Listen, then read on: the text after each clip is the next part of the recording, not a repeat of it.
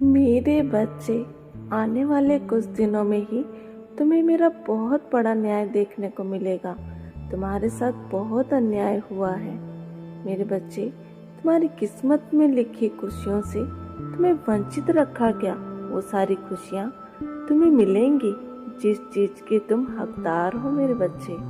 अब सबके पाप तराजू में तोले जाएंगे मेरे बच्चे। जिन लोगों ने तुम्हारे साथ बुरा किया उनके कर्मों की सजा मैं दूंगी उनको।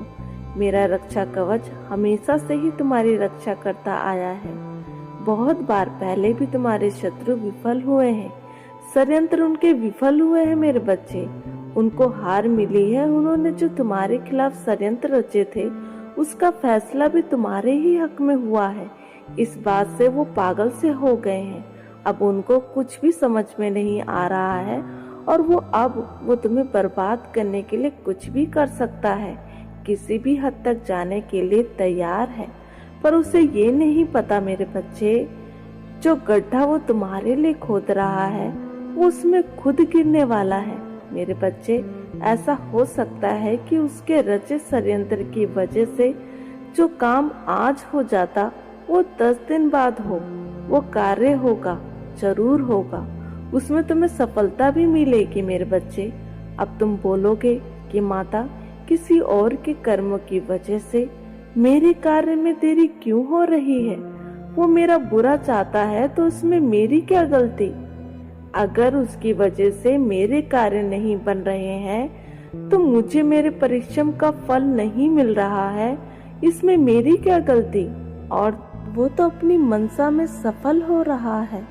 माता, मेरे बच्चे, तुम्हारे कार्य में देरी इसलिए हो रही है क्योंकि मैं उसकी हद देखना चाहती हूँ कि वो कितना नीचे गिर सकता है, और फिर मैं उसे उसके कर्मों का फल दूंगी।